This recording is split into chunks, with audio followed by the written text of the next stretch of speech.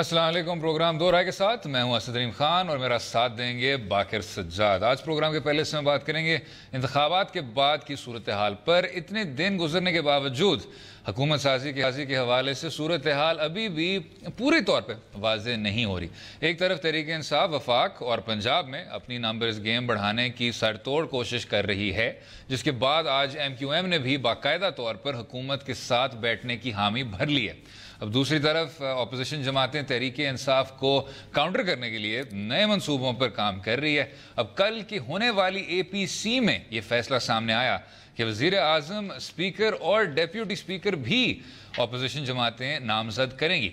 अब अपोजिशन जमातों का ये इकदाम कितना काबिल अमल है और तहरीक इंसाफ को इन जमातों के एहतजाज और नामजदगियाँ कितना मुतासर कर सकती हैं, और माजी में एक दूसरे के सख्त मुखालिफ रहने वाली जमातों का हम ख्याल हो जाना क्या सिर्फ इक़्तिदार का हसूल है, उस पर भी बात करेंगे। उसके साथ साथ चेयरमैन सेनेट सादिक संजरानी साहब की तब्दीली के हवाले से भी सियासी हलकों में चहमगोइयाँ हो रही हैं। पीपल्स पार्टी के चंद रहनुमाओं ने दबे लफ्ज़ों में अपना चेयरमैन सेनेट लाने की ख्वाहिश का इजहार भी किया। इस पर भी बात करेंगे और अगले कुछ हिस्सों में बात करेंगे पाकिस्तान के सबसे पुरअमन समझे जाने वाले इलाके गिलगित बाल्तिस्तान में एक इंतहाई तशवीशनाक हमला देखने को मिला लड़कियों के स्कूलों के ख़िलाफ़, और फिर उसके बाद जो चीफ जस्टिस ऑफ पाकिस्तान का हुक्म आया है हमारे अपनी एक एयरलाइन को पाकिस्तान के कुछ स्ट्रैंडेड शहरियों के मुतालिक। बाकिर साहब, अगर हम पहले आ जाएं जनाब हुकूमत साजी पे, ये जो एक एक्सप्रेशन है जो अब इतने ज़्यादा चैनल्स पे वो हो रहा है कि हर एक नशिस्त पे हर एक स्ट्रैटेजी पे आपको पता है लोगों की नज़र है, लेकिन मुझे लगता है सर, और मैं I will differ to your expert opinion, अब सूरत हाल वाज़ेह हो गई है। पाकिस्तान तहरीक इंसाफ के साथ जो जमातें हैं जिन्होंने हामी भरनी थी उन्होंने भर ली है। उनमें खुद PTI है जिसकी कोई 116 की लगभग नशिस्तें हैं, मुत्तहिदा कौमी मूवमेंट की 6, बलोचिस्तान अवामी पार्टी की 4, बलोचिस्तान नेशनल पार्टी की 3, और साथ में sir last but certainly not least Awami Muslim league सबसे भारी सियासी जमात जनाब शेख रशीद अहमद साहब की जमात जो रावलपिंडी से कामयाब होती है, AML, और अगर हम ग्रैंड डेमोक्रेटिक अलायंस को भी ना भूलें उनकी भी 2 नशिस्तें हैं। अब ये टोटल सर कोई 180 तो नहीं, 177 की तकरीबन आपकी बन जाती है, बल्कि हम ज़रा उबैर खान के भी रिसर्च का ज़रा फ़ायदा उठा रहे हैं उसके खिलाफ। आपकी इसमें थोड़ा सा 177 में आप तकरीबन 4 खान साहब की नशिस्तें जी हाँ, प्लस एक सरवर खान की, एक ताहिर सादिक की, और माइनॉरिटी सीट्स भी डाल रहे हैं सब कुछ, और चौधरी परवेज इलाही की भी एक निकाल लें तो इनके पास बिल्कुल 172 it's like a touch and go figure. It is touch and go. हाँ, तो ये 172 का ये टारगेट अचीव कर लेंगे मेरे ख्याल में। और आज जो MQM के साथ इनका मुआहदा हुआ है उसके बाद ये बड़े कंफर्टेबली प्लेस्ड हैं कि अब हुकूमत साजी कर सकें। अब जो बाकी हो रहा है वो एक डेमोक्रेटिक प्रोसेस है कि इनको चैलेंज करने के लिए अपोजिशन जमातें अब अपना कैंडिडेट्स लाएंगी, लेकिन it's more of A formality. Position जिसमें मरकज़ में काफ़ी हद तक वाज़ेह हो गई कि PTI अब गवर्नमेंट इससे पहले बाकिर साहब कि हम आए कि जी हिज़्ब इख्तिलाफ का क्या होगा, उनकी स्ट्रैटेजी क्या होगी, आपने जो अभी कहा कि टच एंड गो होगा, क्या अगले 5 साल अगर परवेज़ इलाही साहब या काफ लीग नाराज़ हो जाती है आपसे, या बलूचिस्तान अवामी पार्टी आपसे अलग हो जाती है, या जो इंडिपेंडेंट्स हैं वो बगावत कर लेते हैं, तो क्या इसका मतलब ये नहीं है कि आपकी जो अक्सरियत है वो पूरे वक्त अंडर थ्रेट रहेगी, ये खतरे में रहेगी? ये कोलिशन फ्रेजाइल कोलिशन है, क्योंकि जैसे आपने भी इब्तदाइया में जिक्र किया कि मुख्तलिफ जो आपके हम ख्याल नहीं थे वो अब हम ख्याल हो गए हैं। चाहे ये अपोजिशन पे भी लागू हो रहा है, ये गवर्नमेंट मेकिंग प्रोसेस में भी हो रहा है कि जैसे अब देखें MQM का आ जाना PTI के साथ, ये कोई मतलब एक नामुमकिनात तो नहीं, मुश्किल प्रोपोजिशंस में से एक था।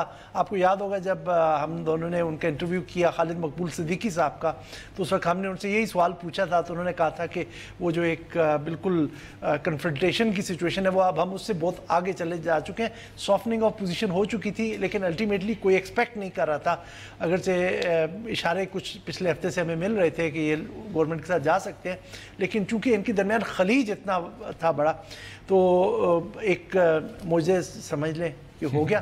بہرحال یہ چیز ایک آپ کو فریجائل کولیشن دے گی جو ایشو ٹو ایشو ویری کرتے رہیں گے. اور ہم نے شاید یہ پیپلز پارٹی کے ٹینیور میں بھی 2008 سے 2013 میں جو تھا ہم نے دیکھا کہ بسا اوقات وہاں پر مائنورٹی گورنمنٹ ہوتی تھی کہ یعنی کہ اپوزیشن کی تعداد میجورٹی سے گورنمنٹ سے زیادہ ہوتی تھی. اور یہ تب ہوتا تھا جب ایم کیو ایم کبھی ادھر سوئچ کر کے چلی جاتی تھی کبھی ادھر آ جاتی تھی. اور یہ تب بھی تھا کہ کراچی میں جناب بالکل قتل و غارت بھی ہو رہی تھی لیکن اسلام آباد میں وہی سیاسی جماعتیں پیپلز پارٹی, عوامی نیشنل پارٹی اور متحدہ قومی موومنٹ ایک دوسرے کو دیکھ کے مسکراتی تھیں. تو کراچی اور اسلام آباد میں بہت ایک واضح تضاد دیکھنے کو ملا تھا. لیکن یہ جو اس تصویر کا دوسرا رخ یہ نہیں ہے باقر صاحب کہ جو اپوزیشن ہے وہ بھی اتنی ٹچ اینڈ گو ہے. ابھی تو نظر آ رہے ہیں, فضل الرحمان صاحب بھی نظر آ رہے ہیں, اسفندیار ولی صاحب بھی نظر آ رہے ہیں, وہ ڈائریکٹ بھی کر رہے ہیں, لیکن ان میں سے کوئی ایسا شخص نہیں ہے جس کی قومی اسمبلی میں ایکچول نشست ہو. تو جس طرح ہم آگے بڑھیں گے کیا یہ جو ساری ذمہ داری ہے یہ شہباز شریف صاحب پہ نہیں آئے گی؟ اور شہباز شریف صاحب کی بھی اپنی پارٹی کافی زیادہ کمزور ہوئی ہے کیونکہ جو بہت زیادہ ووکل کچھ آپ کے لیڈران تھے وہ اب اس بار نہیں دیکھنے کو ملیں. آپ نے جو پی ٹی آئی کی بات کی کہ ان کے لیے کریٹیکل ہے, یہ بالکل فریجائل کولیشن بنے گی. اپوزیشن کے لیے وہ چیز ایٹ سٹیک نہیں ہوتی. اپوزیشن کے لیے اپوزیشن لیڈر ہونا ہے جو سب سے بڑی جماعت میں سے آنا ہے, باقی ان کو کھونے کے لیے کچھ نہیں ہوتا. لیکن یہ ہے کہ اگر وہ اکٹھے رہیں گے تو وہ گورنمنٹ پہ ایک پریشر رہے گا, ٹھیک ہے. اور اس کے علاوہ میرے خیال میں ان کے لیے لوز کرنے کے لیے ابھی ایسی کوئی چیز نہیں ہے کہ ہم کہیں کہ جس سے حکومت ایک کرٹیکل فیز میں رہے گی اگلے 5 سال. شاید یہ بائی الیکشنز کے بعد جو خان صاحب کی نشستیں اور دیگر جو ملٹیپل سیٹ سے جیت کے آئے ہیں وہ آ جائیں گے تو کچھ کمفرٹ زون میں چلے جائیں گے.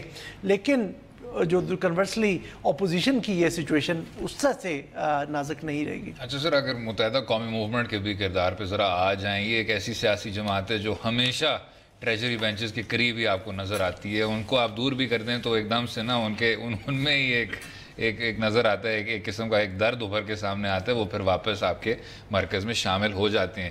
شاید 2 حکومتیں تھیں میرے خیال سے, ایک میاں نواز شریف صاحب کی تھی 97 میں اور ابھی پھر سے تھی 2013 میں, کہ متحدہ قومی موومنٹ نے پوری طور پہ حمایت نہیں کی یا مرکز نے ان کو حمایت کرنے نہیں دی. لیکن پاکستان تحریک انصاف کے ساتھ ان کا ایک مختلف طرح کا رشتہ تھا. آپ کو پتہ ہے 2007 میں خان صاحب نے کیا کچھ کہا تھا متحدہ قومی موومنٹ کے تب کے لیڈر کے بارے میں. اس کے بعد کراچی شہر جانا بھی ان کے لیے مشکل ہو گیا تھا. اب ایک طرف لوگ کہہ رہے ہیں کہ یہ پی ٹی آئی کی ایک نظریاتی ہار ہے کیونکہ آپ انہی لوگوں کے ساتھ مل رہے ہیں جن کے بارے میں آپ کہتے تھے کہ جی یہ وائلنس کا کلچر ہے, خوف کی فضا ہے, ایٹسیٹرا ایٹسیٹرا. لیکن دوسری طرف جو پی ٹی آئی کے لیڈران کہہ رہے ہیں وہ انہوں نے اب بیانیہ تھوڑا سا سر ٹویک کر دیا, اور وہ یہ ہے کہ یہ ایک نئی متحدہ ہے اور جب امن کی بات ہوتی ہے تو سب کو ہاتھ بڑھانا چاہیے اور اسی طرح ہمیں سب کو ساتھ لے کے چلنا چاہیے. تو کیا کوئی بیچ کا راستہ ہے؟ میں لیٹر پارٹ کے ساتھ ایگری کروں گا کہ جو اس وقت عمران خان کا کرٹیسزم تھا وہ سارا کا سارا الطاف حسین کی پولیٹکس سے متعلق تھا, کیونکہ وہ he was calling the shots اور وہ ڈکٹیٹ کرتا تھا کہ متحدہ کی کیا پالیسیز ہوں گی اور کس طرح سے ہوگا.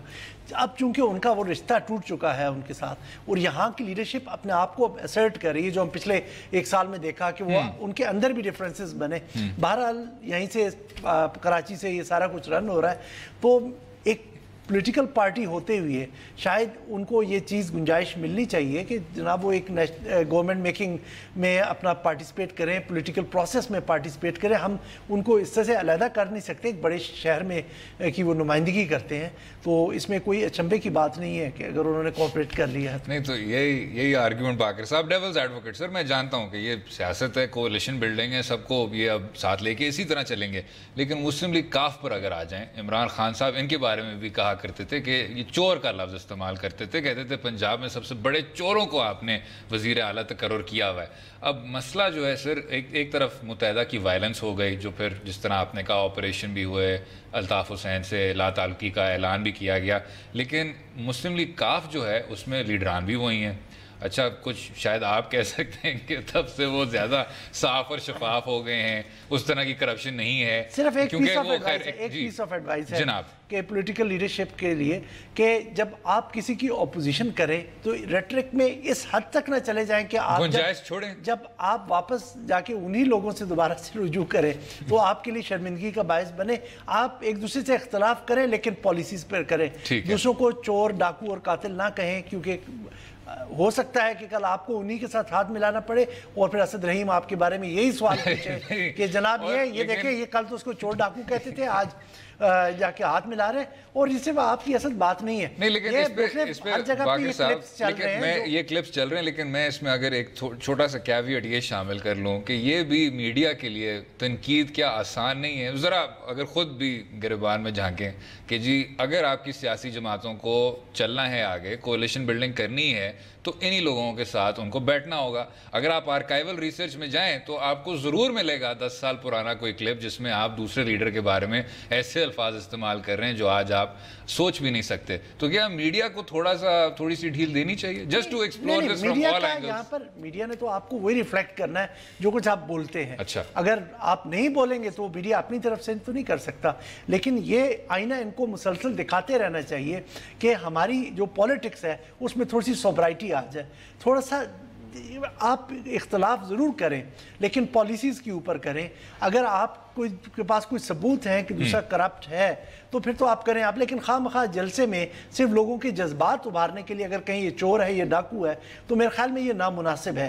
اگر آپ دیکھیں اب پرویز الہی صاحب کے ساتھ ان کے عمران کے بہت سے کلپس چل رہے ہیں جہاں پر ان کو چور اور ڈاکو کہہ رہے ہیں. آج آ کے ان کے الائی نہیں بنے, وہ پچھلے 5 سال بھی ان کے الائی رہے تھے, یاد ہے دھرنے کے وقت بھی وہ ان کے الائی تھے. لیکن یہ وہ کلپس 5 سال سے پہلے کے ہیں جس وقت شاید پرویز الہی صاحب کی حکومت تھی اور عمران خان صاحب سمجھتے تھے کہ وہ 2013 کا انتخاب جیت کے حکومت بنائیں گے. تو پچھلے 5 سال میں عمران کو شاید ری تھنک کا موقع ملا ہے کہ یہ ایک نیو لک پرویز الہی ان کو اتحادی کے طور پہ مل کے یہ ٹھیک ہو گیا. لیکن جو ہم نے پچھلے شو میں ڈسکس کیا تھا, اب آپ کو نظر آ رہا ہے کہ پرویز الہی صاحب وزیر اعلیٰ بن سکتے ہیں, یا یہ بات ہو رہی تھی کہ جی مجھے آپ ڈیپیوٹی وزیر اعظم بنا دیں جس طرح زرداری صاحب کی حکومت میں بنے تھے, حالانکہ آئین میں کوئی ایسی پوزیشن نہیں ہے. انہیں کوئی اپنا پرائز تو ملے گا کیونکہ ان کا بڑا امپورٹنٹ رول ہے پنجاب گورنمنٹ کی جو فارمیشن میں بھی اور مرکز میں بھی, وہ ان کے امپورٹنٹ اتحادی ہیں. اب وہ کس طرح سے ورک آؤٹ کرتے ہیں, عمران خان کچھ نہ کچھ ان کو کمپنسیشن دیں گے. سن رہے ہیں فیڈرل گورنمنٹ میں منسٹریز ملیں گی, پنجاب گورنمنٹ میں منسٹریز ملیں گی, اسپیکر کا عہدہ. لیکن چونکہ ابھی تک انہوں نے پنجاب کی اپنی گورنمنٹ فارمیشن یا ان کا سٹرکچر ابھی تک اناؤنس نہیں کیا, اس لیے یہ قبل از وقت ہوگا کہ پرویز الہی کو وہ کس طرح سے کمپنسیٹ کرنے جا رہے ہیں. لیکن کسی نہ کسی طرح سے وہ کمپنسیشن تو ان کو ملے گی کہ جہاں پر آپ دیکھ لیں کہ جہاں پر ایک ایک ووٹ قیمتی ہو رہا ہے, جس ہم نے ابھی تھوڑی دیر پہلے بات کی کہ اتنا فریجائل ہے کہ اگر اس میں سے ایک کولیشن پارٹنر بھی آپٹ آؤٹ کر جاتا ہے تو شاید حکومت وہ ختم ہو سکتی ہے. تو یقیناً جتنے بھی الائز آ رہے ہیں وہ اپنا اپنا شیئر تو اس میں سے ضرور لیں گے. بالکل ٹھیک, اسی موضوع پر گفتگو جاری رکھیں گے. اسٹے ود اس.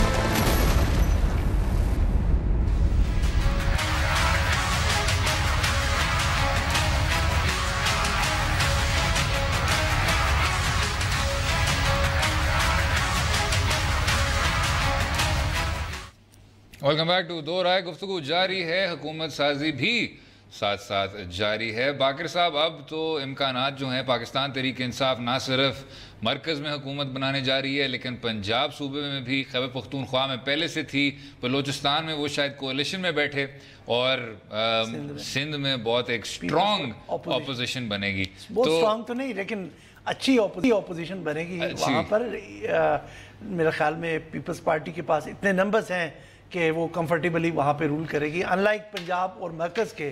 وہاں خیبر پختونخوا اور سندھ کا کچھ ایک جیسے حالات ہیں کہ وہاں پر گورنمنٹ کے لیے بہت اچھے نمبرز ہیں. اچھا, ہم نے نمبرز کی بات کی باقر صاحب پچھلے سیگمنٹ میں. اگر ہم اس بار حزب اختلاف کی بات کریں, جو پاکستان مسلم لیگ نواز اور پیپلز پارٹی اور متحدہ مجلس عمل نے ایک डेमोक्रेटिक ग्रैंड डेमोक्रेटिक अलायंस में लफ्ज़ इस्तेमाल नहीं करना चाहता, वो अब एक सिंध में अब एक पार्टी को तो मिल गया है ये एक्सप्रेशन, लेकिन फ्रंट अगेंस्ट रिगिंग इस तरह के नाम अब इस्तेमाल कर रहे हैं, front against rigging, democratic alliance of the people, ये इस तरह के नाम आपको अब सुनने को मिलेंगे। कोई मुश्किल does not role of the tongue sir, बहुत ज़्यादा आसान नहीं है ना बोलने में और ना सुनने में, और सुनने में नहीं बाकिर साहब, क्योंकि ये बात समझ नहीं आई कि साथ साथ वो कह रहे हैं ये पपट हुकूमत है, वो कह रहे हैं कि ये हुकूमत लेजिटिमेट नहीं है, कानूनी नहीं है, वो कह रहे हैं कि जी सबके सामने ये धांधली है और सबके सामने के इंतखाबात ना तो आज़ादाना थे और ना मुनसफाना थे, लेकिन साथ में उसी इंतहाई चलें गैर जमहूरी और रिग्ड पार्लियामेंट के उन्होंने ना सिर्फ वज़ीर आज़म भी वो नामज़द करेंगे, वो स्पीकर भी नामज़द करेंगे, वो डेप्यूटी स्पीकर भी नामज़द करेंगे। तो इस निज़ाम में रहते हुए इस तरह आगे लेके चल सकते हैं इस चीज़ को, या जिस तरह फ़रतुल्लाह बाबर साहब ने उस दिन कहा था कि जी क्योंकि हम खलाई मखलूक को इस खला को पुर नहीं करने देंगे तो हम अब अपनी स्पेस असर्ट कर रहे हैं और हम पार्लियामान में बैठ के एक बहुत पुरजोश किस्म की मुखालफत करें। असद नहीं, इसमें थोड़ा सा मैं डिसएग्री करूंगा कि बजाय कि सड़कों पे एजिटेशन करें, ये बेहतर उन्होंने रास्ता चुना है कि पार्लियामेंट के अंदर सिस्टम का हिस्सा बन के इसको एक तो रिफॉर्म के लिए कोशिश करें और जो उसमें लूप होल्स हैं उनके खिलाफ सदाए एहतजाज बुलंद करें। ये एक बड़ा रैशनल तरीका है जो इन्होंने अपनाया। बहुत सी पार्टीज खास तौर पे जिन पार्टीज का आपने जिक्र किया जिनके लीडर्स खुद असेंबली में नहीं पहुंच सके और एहतजाज कर रहे हैं, मेरे ख्याल में उनको जब ये बड़ी पार्टीज PMLN और पीपल्स पार्टी ने उनके साथ बात की और उनके व्यूज़ को थोड़ा मॉडरेट किया और उनको कन्विंस किया कि असेंबली के अंदर आ जाए। अब जो मैं एक्सपेक्ट कर रहा हूँ अपोजिशन से कि उन्होंने ये एक हायर पेडेस्टल जो है मॉरल पेडेस्टल पे अपने आप को रख दिया है, तो वो वहाँ जाकर एक पार्लियामेंट्री जो प्रैक्टिसेस हैं उनको अपहोल्ड करेंगी और नेगेटिव टैक्टिक्स से रिफ्रेन करेंगी और मुल्क में स्टेबिलिटी के लिए काम करेंगी। एहतजाज करने के बहुत से तरीके हैं। अभी जिस तरह के अब RTS सिस्टम के ऊपर कल इलेक्शन कमीशन ने भी एक इंक्वायरी के लिए कैबिनेट डिवीजन को लिखा, इन लोगों ने रिजेक्ट कर दिया, ऑपोजिशन ने आज पीपल्स पार्टी ने भी उसको रिजेक्ट कर दिया, PMLN ने भी कर दिया कि इसके जो टर्म्स ऑफ रेफरेंस है वो बहुत वेग है। उन्होंने कहा ये वाला कि उनका जो था ख्याल में कि उसकी कि देखना था जो उन्होंने जो इलेक्शन कमीशन ने प्रपोज की थी इंक्वायरी उसमें कि ये प्रैक्टिकेबल था भी नहीं, कि ये था कि ये नहीं था, प्रोजेक्ट कैसा था, ट्रेनिंग उसकी थी, उसके बाद रिस्पॉन्सिबिलिटी फिक्स कर दी जाए।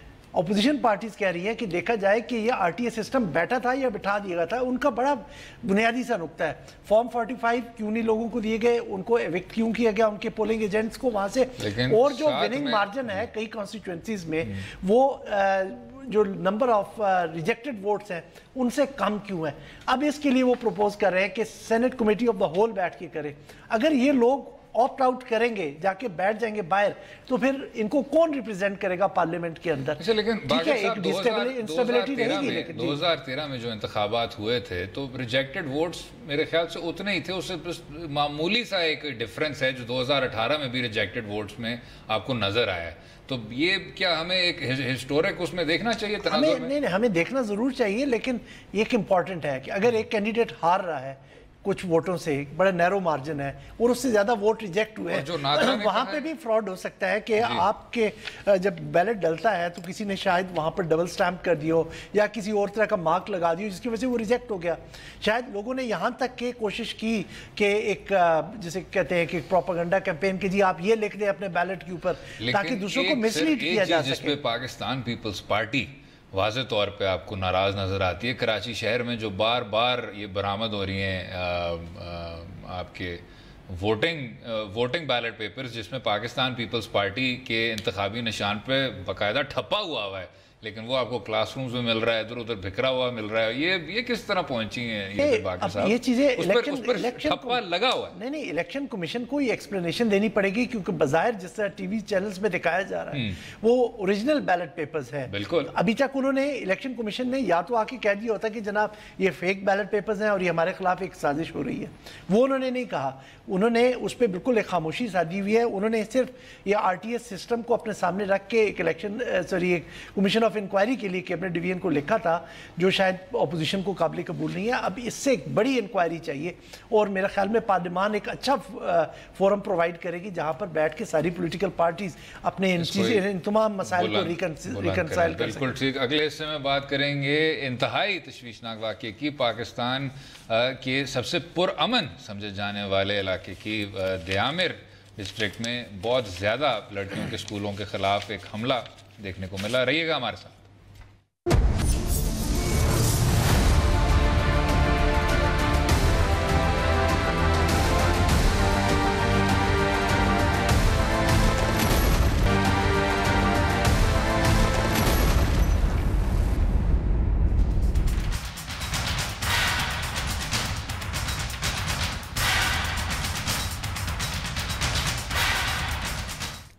वेलकम बैक टू दो राय। इस हिस्से में बात करेंगे पाकिस्तान के सबसे पुरअमन समझे जाने वाले सूबे गिलगित बल्तिस्तान की, जिसके ज़िला दयामिर में शिद्दत पसंदों ने रात के अंधेरे में लड़कियों के स्कूलों पर हमले करके एक पैगाम दिया है। अब ये पैगाम क्या है और उसके असबाब क्या हैं, उस पर भी बात करेंगे। जनाब, फ़िलहाल तो कोई किसी को गिरफ़्तार नहीं किया गया।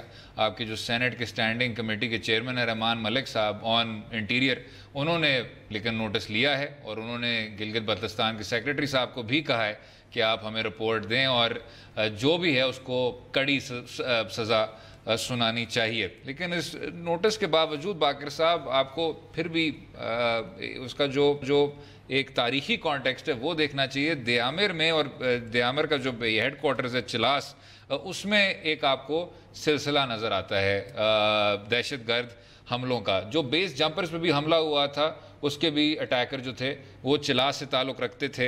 जो पिंडी से गिलगित जो आपकी बस जा रही थी उस पर भी सेक्टेरियन अटैक हुआ था 2012 में, फ़िरके के बुनियाद पे उन पर हमला किया गया था।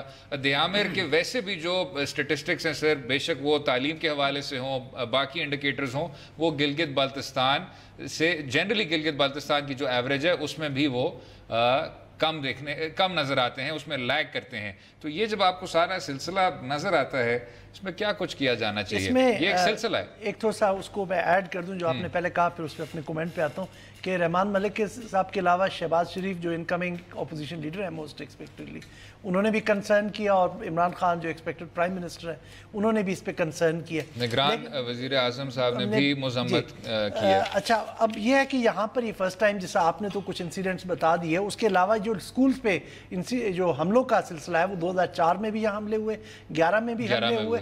लेकिन इशू यहाँ पर यह आ रहा है कि आपकी पॉलिटिकल लीडरशिप ने कभी उस तरह से रेजोल्यूट तरीके से जाके इनको डिनाउंस नहीं किया, लोगों को एक्सट्रीमिज्म के खिलाफ मोबिलाइज नहीं किया। दयामिर जो है इस वक्त एक्सट्रीमिज्म का एक गढ़ बना हुआ वहाँ पर, और आप वहाँ पर जाएं तो वहाँ बैंड ऑर्गेनाइजेशंस के आपको वहाँ पर निशानात मिलते हैं, वहाँ पे एग्जिस्टेंस के एक तकरीबन लिटरली एक नो गो एरिया बना हुआ है। हमने इसके लिए कोशिश कभी नहीं की कि वहाँ पर जाके मॉडरेशन की जाए, वहाँ पे हमने उनको छोड़ दिया। ये वो वाइड एरिया है जहाँ पे लोगों ने शायद एयरपोर्ट की एक्सपेंशन के लिए, अगर जो एयरपोर्ट है वहाँ पर वो भी नॉन एग्जिस्टेंट, मतलब नॉन फंक्शनल है, लेकिन बड़े एयरपोर्ट के लिए हमेशा से रजिस्ट किया कि बाहर के लोग ना आए। आपको बड़े अनफ्रेंडली तरीके से वो लोग देखते हैं। यहाँ पर गवर्नमेंट को काम करना चाहिए था, लोगों को यहाँ बेहतरी करनी चाहिए थी, वो हमें पॉलिटिकल विल कभी नज़र नहीं आई, हमेशा से उनको छोड़ दिया गया। अगरचे वो जो आपने इंटरनेशनल क्लाइंबर्स जिन पे अटैक हुआ था 2013 में, उनके कुछ लोगों को सजाए मौत हुआ है, लेकिन वहाँ पर कोई एक परसिस्टेंट कोई कोशिश चाहिए कि इस तरह के बार बार वाक़े ना हो। ये जो वाक़या है वहाँ पर ख़वातीन की लिटरेसी, पहले ओवरऑल लिटरेसी बता दूँ, दयामिर की 10% है, अगरचे ओवरऑल जीबी पाकिस्तान की निस्बत पाकिस्तान में एक अच्छा लिटरेसी रेट रखता है, लेकिन इस रीजन की 10% थी, तो ख़वातीन की 0.2% कहते हैं। तो ये जो वाक़या हुआ है इससे उसको मज़ीद एग्रेवेट करेगा उस लिटरेसी रेट को। बच्चे लोग अपने बच्चों को, बच्चियों को स्कूल इसलिए नहीं भेजेंगे, वहाँ पर तो हमले होते हैं स्कूलों के ऊपर।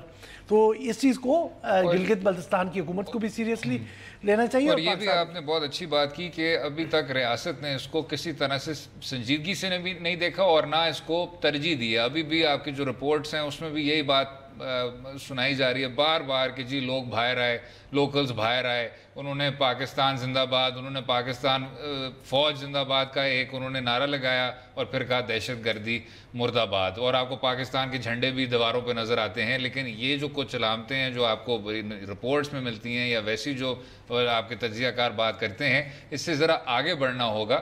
صرف اور صرف نعروں پہ یہ بات شاید نہیں چل سکتی. اچھی بات ہے، غم و غصے کا اظہار کیا گیا، لیکن اب ریاست کی طرف سے ایک طرح سے آپ کو اس کو ترجیح دینی ہوگی، کیونکہ جس طرح آپ نے بالکل ٹھیک فرمایا باقر صاحب، 2004 میں ہوا، 2011 میں ہوا، آپ کے جو انڈیکیٹر 12-13 میں جو، اور سر میں نے بلکہ مس کر دیا کہ نہ ایک تو وہ پنڈی گلگت کا سیکٹیرین اٹیک تھا چلاس میں، لیکن کوہستان میں بھی اٹیک ہوا تھا جو بالکل اس کے ساتھ ہے. تو پنڈی گلگت، چلاس، کوہستان بھی، اور ساتھ میں جو آپ نے بیس جمپرز کے اٹیک کا حوالہ دیا تھا، اور ساتھ میں آپ یہ ان کی انویسٹیگیشن ٹیم جو کر رہے تھے وہ آپ کے جو ماؤنٹینئرز پہ اٹیک کی، ان میں جو آرمی اور پولیس آفیسرز کو اسیسینیٹ کیا گیا وہ بھی چلاس میں ہی ہوئے تھے. تو یہاں پہ پوری ہسٹری ہے.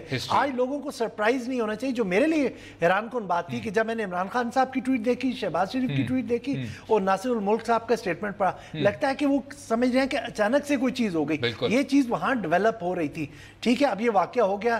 اچھی بات اس میں ہے کہ کوئی جانی نقصان نہیں ہوا، لیکن یہاں پر انہیں چاہیے کہ وہاں کی سوسائٹی کو موبلائز کریں ان ایکسٹریمسٹ کے خلاف، اور وہاں پر کوئی کنکریٹ پروگرام شروع کیا جائے ان فنڈامنٹلسٹ کو، ان ایکسٹریمسٹ کو وہاں کرنے کے لیے. دوسری طرف ہم دیکھتے ہیں کہ ان پولیٹیکل پارٹیز کی جتنی کمٹمنٹ ہے وہ آپ نے الیکشنز میں دیکھ لی کہ جس تنظیم کو وہاں پہ کہتے ہیں کہ وہاں پر اس نے اپنا بیس بنائی ہوئی ہے، وہ اس کے لیڈرز کے ساتھ، تو یہ سارے پولیٹیکل پارٹیز کے، چاہے پی ایم ایل این تھی، چاہے پی ٹی آئی تھی، وہ بیٹھ کے ان سے ووٹ بھی مانگ رہے تھے. ابھی بھی ان سے جا کے پنجاب اسمبلی کے لیے ووٹ مانگ رہے ہیں. لیکن اب افسوس یہ ہوتا ہے باقر صاحب کہ جس تناظر میں اس تمام واقعے کو دیکھا جا رہا ہے، وہ پھر سے باتیں ہو رہی ہیں سی پیک کی، پھر سے باتیں ہو رہی ہیں ایک مخصوص اور سینسیٹیو علاقے کی، پھر سے باتیں ہو رہی ہیں قومی سلامتی کی. یہ تمام چیزیں انتہائی اہم ہیں، انتہائی اہم ہے. میں یہ نہیں کہہ رہا کہ آپ ان چیزوں کو ترجیح نہ دیں، لیکن سب سے پہلے آپ کو سوچنا چاہیے کہ گلگت بالتستان کے شہری جو اس چیز کو بھگت رہے ہیں، اس چیز کو برداشت کر رہے ہیں، آپ نے ان کو کس چیز پہ چھوڑا ہوا ہے. اگر جس طرح آپ نے کہا یہ ایک نو گو ایریا ہے، اگر وہاں فرقہ وارانہ تنظیموں کی علامتیں آپ کو ہر دیوار پہ نظر آتی ہیں، ان کے نشان نظر آتی ہیں، تو سب سے پہلے آپ کو گلگت بالتستان کی عوام کا سوچ لینا چاہیے. اور یہ جو لٹریسی ریٹ ہے انتہائی شرمناک ہے باقر صاحب. آپ کو یہ ایکسپلینیشن دینا بڑا آسان ہے، اس کو آپ اس کو ایسا بتا دیں قومی سلامتی، سی پیک کے لیے سازش ہو گئی، یہ ہو گیا. آپ وہاں پہ گراؤنڈ ریالٹیز کو جا کے ایڈریس کریں، وہاں پہ لوگوں کو پڑھائیں، ان لوگوں کی جو ایکسٹریمسٹ ٹینڈنسیز ہیں ان کو کرب کریں. اگر کوئی باہر کے ایلیمنٹ آ کے وہاں پہ ان کو غلط راہ پہ ڈال رہے ہیں تو آپ ان کو روکیں، کیونکہ یہ نارملی اس طرح کی جو ایکسٹریمسٹ ٹینڈنسیز ہیں یہ ایک جگہ پہ مطلب لوگ مذہبی اجتماعات میں زیادہ ان کو فروغ دیا جاتا ہے. اگر کوئی جس تک ہو رہا ہے آپ اسے اگنور نہ کریں. اور یہ جو باہر کی قوتیں بھی چلیں مان گئے، وہ بھی باقر صاحب ڈومیسٹک محرومی اور ڈومیسٹک فرقہ واریت اور ڈومیسٹک اس طرح کی جو ڈیپریویشن ہے اسی کا فائدہ اٹھاتے ہیں. پہلے اس کو حل کریں گے تو باہر کی قوتیں کمزور ہوں گی. اگلے حصے میں بات کریں گے چیف جسٹس آف پاکستان کے ایک اہم ڈائریکشن کی. رہیے گا ہمارے ساتھ.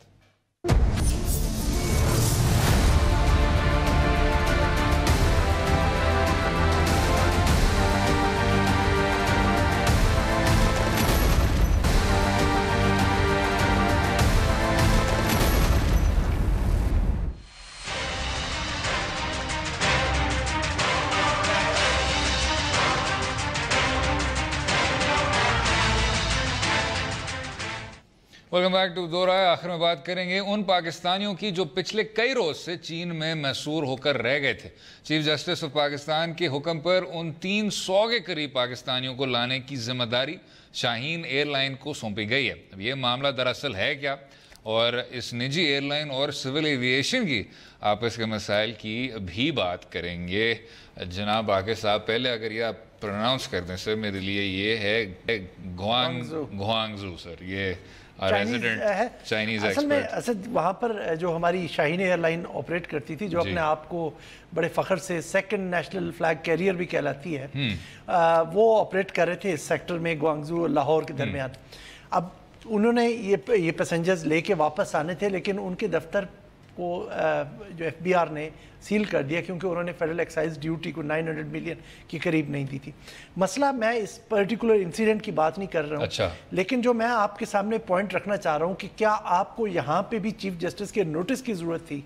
क्योंकि हर गवर्नमेंट की जिम्मेदारी है कि पाकिस्तानी शहरी कहीं पर दुनिया में हो, उसकी प्रोटेक्शन, उसको उसकी सेफ रिपैट्रिएशन, अगर वो किसी मुश्किल में फंस जाता है तो ये हर हुकूमत की जिम्मेदारी है। इसको हमें इस तरह से देखना चाहिए। अब मैं आपको एक मिसाल दूं जो पिछले हफ्ते इधर पाकिस्तान से मुतल्लिक थी कि एक इंडियन खातून पाकिस्तान आई खोखरा पार वाले इलाके में और वहाँ पे उसकी वफ़ात हो गई। तो एक इंडियन हिंदी पेपर ने सिर्फ इतना ट्वीट किया कि एक हिंदुस्तानी खातून पाकिस्तान में फोत हो गई, ख़ानदान परेशान है। उस पर वहाँ की फॉरेन मिनिस्टर ने नोटिस लिया, चीफ जस्टिस वहाँ के ने नहीं नोटिस लिया, और उन्होंने वहीं पे ट्विटर पे ही इंडियन हाई कमिश्नर को इंस्ट्रक्ट किया कि इनको हेल्प करें, और वहाँ पर स्पेशल क्रॉसिंग खुलाई गई कि जनाब उसकी रिमेन्स को वापस इंडिया ऑन फुट ट्रांसफ़र किया जाए, क्योंकि वो जो वीकली कनेक्शन था ट्रेन का वो मिस हो चुका था। यानी इस एक शहरी को इतनी ज़्यादा अहमियत, ये यहाँ पर ये तो बेचारे मुसाफिर थे, अगर आपके मुजरिम भी हों तो उनको भी आपको उतनी ही इंपॉर्टेंस देनी है क्योंकि ये स्टेट की जिम्मेदारी है। हमारे यहाँ मैंने अभी देखा है कि पॉलिटिकल पार्टीज कोई भी इस एस्पेक्ट की तरफ तवज्जो नहीं देते। For the first time PTI को आपको क्रेडिट देना चाहिए कि उनके एटलीस्ट मैनिफेस्टो में था कि हम ये जो प्रोटेक्शन है ये सब सिटीजन्स को, जो पाकिस्तानी सिटीजन्स अब्रॉड होंगे उनको एक्सटेंड करेंगे। तो ये हमारा अपने अंदर अपने एक जिसे कहते हैं ना वर्किंग में हमें ये चेंज लानी चाहिए कि सिर्फ हम उन लोगों से जो एक्सपैट्रिएट कम्युनिटीज़ है, मैं क्योंकि ब्रॉडर सेंस में सिर्फ इस इंसिडेंट की नहीं बात कर, उनके डॉलर्स पे हम ना रखें, हम उनको वो प्रोटेक्शन भी अफोर्ड करें जो एज हम स्टेट करते हैं। अभी इस केस में बहुत से लोगों का ये हुआ है कि उनको वहां पर जुर्माने हुए क्योंकि वीजा एक्सपायर हो गए थे, उनको कुछ को वहां पर अरेस्ट भी किया गया क्योंकि ओवरस्टे बन गया। तो यहाँ पर ये हमारी वो जो वहां पे काउंसलेट होगी या हमारी बीजिंग में एम्बेसी है, पता नहीं कौन इसको डील करते हैं, उनको चाहिए था कि उनके वीजा एक्सटेंशन बंदोबस्त करते और इनको अल्टरनेट फ्लाइट पे पाकिस्तान भिजवाते। ये नहीं है कि चीफ जस्टिस आता और इसको नोटिस लेता और उसके बाद कार्रवाई शुरू होती। मेरा ख्याल में अभी तक इनकी रिपैट्रिएशन नहीं हुई। चीफ जस्टिस साहब ने भी 6 अगस्त तक इनको टाइम दिया है कि उनको वापस लेके आए। सीनियर एयरलाइन अफसर को भी ये कहा कि शायद आपको खुद ये सफ़र करना चाहिए ताकि आपको अंदाज़ा हो सके कि यही मुसाफिर किस तरह की तकलीफ से गुजर रहे हैं। ये वैसे बड़ी अजीब बात है बाकिर साहब कि जब तक आप इन लोगों को नहीं झंझोड़ते तो उस तरह का आपको जब झंझोड़ा जाता है तो कहते हैं चीफ जस्टिस का बनता है, जब झंझोड़ा जाता है तो फिर वही बात जी, ये जुडिशल एक्टिविज्म है, इनका काम नहीं है, ये किसके दायरे में आ रहे हैं। अगर कोई दायरा ये अगर किसी के दायरे में ये चीज़ नहीं आएगी तो बेहतर है कि जुडिशल साइड इसका नोटिस ही ले ले, जिसकी वजह से मैं और आप अब इस शो पे इस बात को डिस्कस कर रहे हैं और लोगों को ये बात पता भी है कि ग्वांगजू में कोई आपके 45 के करीब आपके जो मुसाफिर हैं, 300 मुसाफिर थे, 300 मुसाफिर थे जो 46 रह गए। बहुत से लोग वापस आ गए। अब जिनके पास नहीं वो जराए होंगे अपने वापस आने के लिए, वही बेचारे वो फंसे भी होंगे। बिल्कुल ऐसे ही है। तो आप यही उम्मीद रख सकते हैं कि अदालती कार्रवाई के बाद आपके ग्वांगजू में जो स्ट्रैंडेड मुसाफिरीन है वो अब वापस आ सकेंगे। कभी शायद हमने नहीं सोचा कि हम ये जुमला भी बोल रहे होंगे नेशनल टेलीविजन पे। खैर, उम्मीद है आपको आज का प्रोग्राम पसंद आया होगा। मुझे और बाकिर सज्जाद साहब को अपनी राय से भी आगाह कीजिए ट्विटर और फेसबुक के लिंक के जरिए। कल तक इजाज़त दें, खुदा हाफिज़।